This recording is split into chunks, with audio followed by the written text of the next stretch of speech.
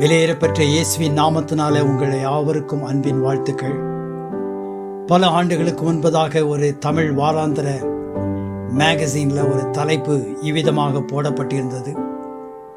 பெற்றோர்களாகிய நீங்கள் உங்கள் பிள்ளைகளை எப்படி கெடுக்கலாம் என்கிற 5 டிப்ஸ், 5 குறிப்புகள் அங்கே போடப்பட்டிருந்தது.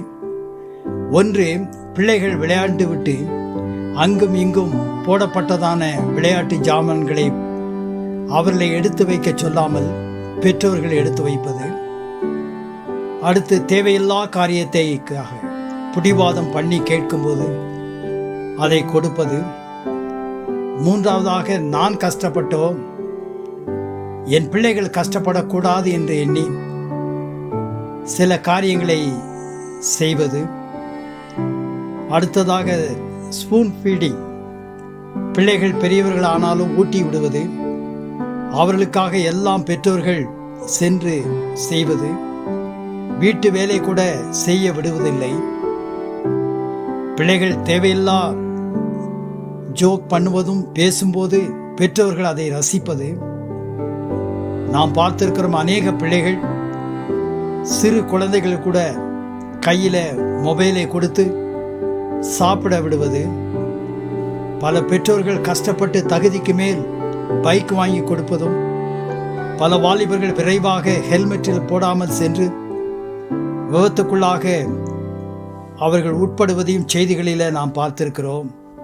வேதம் போதிக்கிறது. நீதிமொழிகள் 22ஆம் அதிகாரம் 6ஆம் வசனம், பிள்ளையானவன் நடக்க வேண்டிய வழியில் அவனை நடத்து, அவன் முதிர் வயதிலும் அதை விட்டு விடாதிருப்பான்.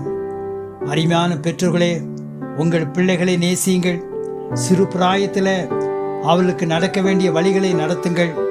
கடவுளுடைய பயத்திலும் நல்ல போதனையிலும் நடத்துங்கள். அவர்கள் முதிர் வயதிலும் அவர்கள் அதை விட்டு விடாது இருப்பார்கள். ஆமேன்.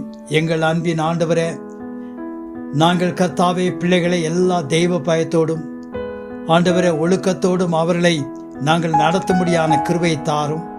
கர்த்தாவே, பிள்ளைகள் எதிர்காலத்தினுடைய தூண்களாய் இருக்கிறபடியினால அவர்கள் குடும்பத்திலும் சமுதாயத்திலும் ஆலயத்திலும் அவர்கள் ஆசீர்வதிக்கப்பட்டவர்களாய் காணப்படும்படியாக எங்களுடைய பொறுப்பு அதிகமாய் இருக்கிறபடியினால எல்லா ஜெபத்தோடும் விழிப்போடும் அவர்களை நடத்தும்படியான கிருபை எங்களை தாரும்.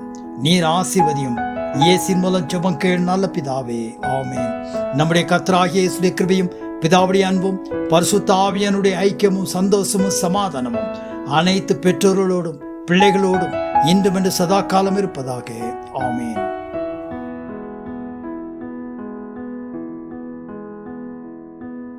Like, subscribe, and share to spread the God's love.